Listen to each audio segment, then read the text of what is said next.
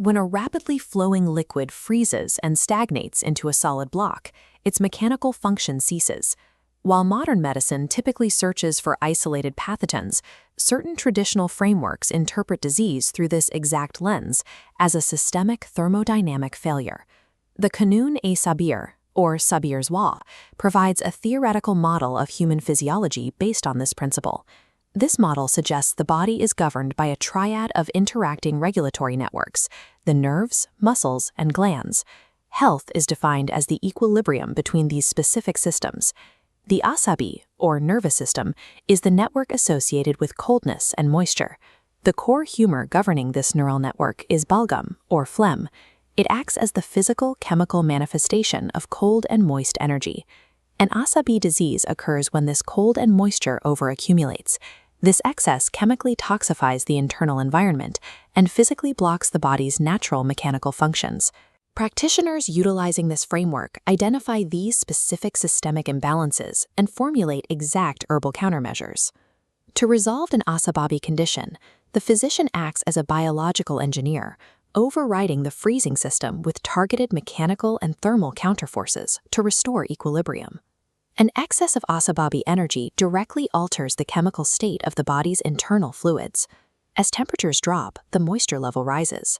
This transformation changes healthy, lubricating balgam into a dense, stagnant sludge. Within the respiratory system, this sludge fills the lung alveoli, drastically restricting the volume available for oxygen exchange.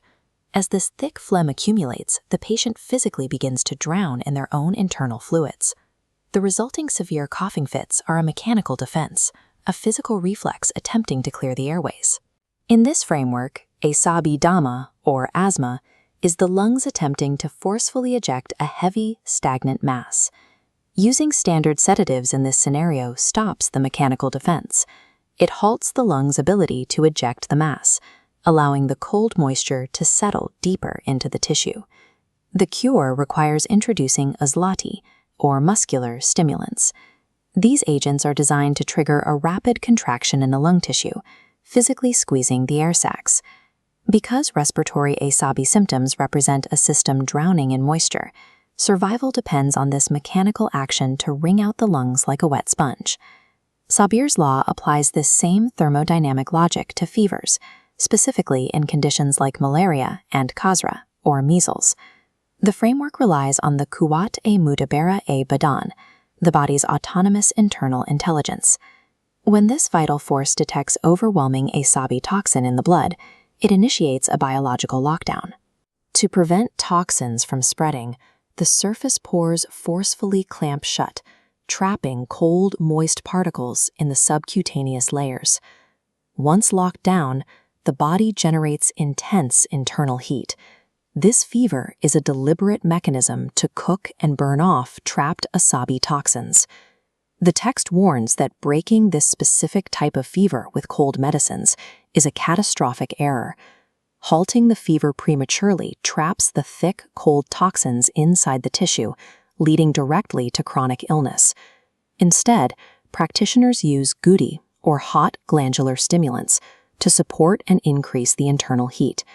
Supported heat eventually melts the toxins. This forces pores to open and releases a breaking sweat, flushing the remnants of disease from the system. In asabi conditions, the fever is the thermodynamic cure being executed by the body itself. At the extreme end of the asabi spectrum, cold and moisture attack the core of the central nervous system.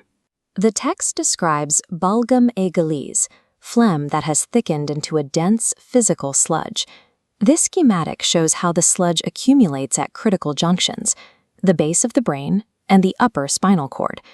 This physical mass creates a total blockage, halting the conduction of electrical and chemical signals to the rest of the body.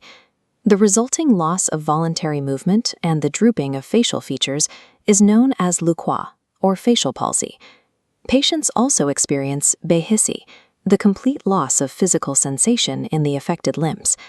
Sabir's law notes a precise anatomical pattern in how this paralysis manifests.